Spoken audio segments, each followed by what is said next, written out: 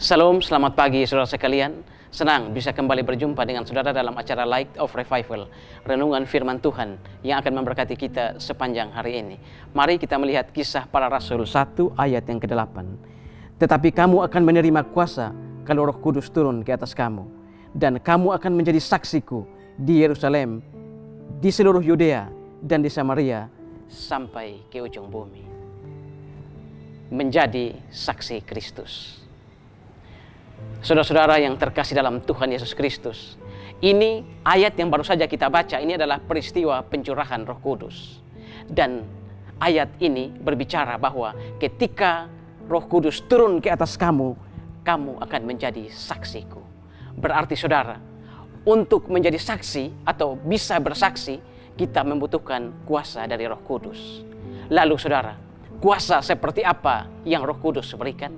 Memang saudara, di dalam Alkitab kita ini, Alkitab bahasa Indonesia, kita tidak melihat ada perbedaan. Kata kuasa di sini menggunakan kata kuasa, tetapi tidak dalam bahasa Yunani.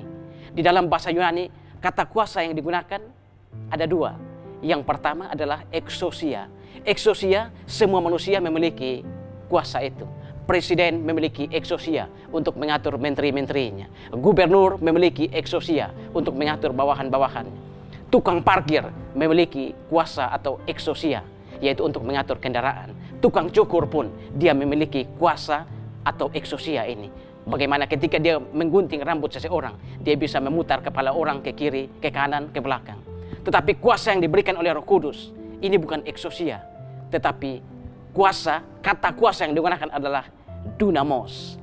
Dan saudara-saudara, kuasa yang dunamos atau kuasa yang dinamis ini memampukan kita untuk bersaksi. Dan saudara-saudara, bukan sekedar bersaksi, tetapi kuasa yang dinamis dari Roh Kudus ini memampukan kita untuk menjadi saksi.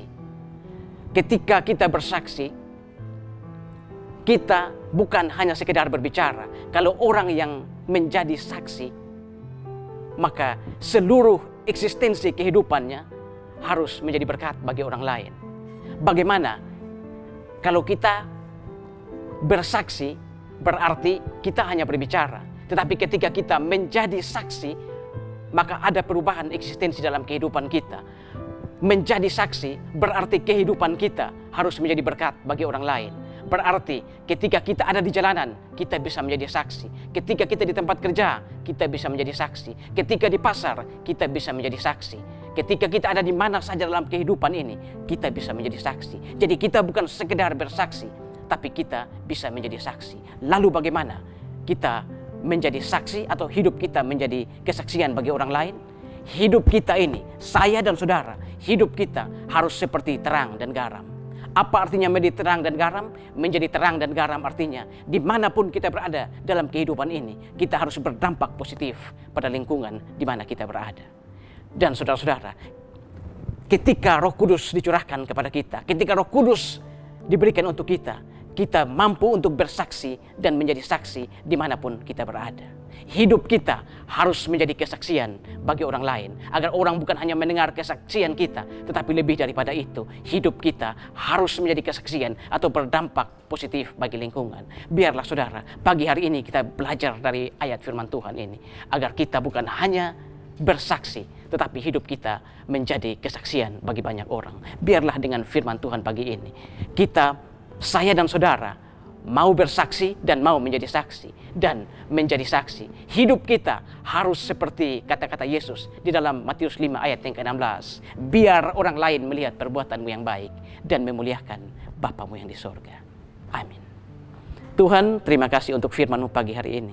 Biarlah firman ini mengajarkan kami, agar ketika kami percaya kepada Tuhan Yesus, kami menerima Roh Kudus. Dan biarlah Roh Kudus itu memampukan kami untuk bersaksi. Bukan hanya sekedar bersaksi, tapi kami menjadi saksi. Hidup kami menjadi kesaksian bagi orang lain dimanapun kami berada. Terima kasih Tuhan untuk firman-Mu. Di dalam nama Tuhan Yesus kami berdoa. Amin. Saudara, jadikanlah firman Tuhan sebagai pelita dan terang di sepanjang jalan hidup kita. Tuhan memberkati kita semua.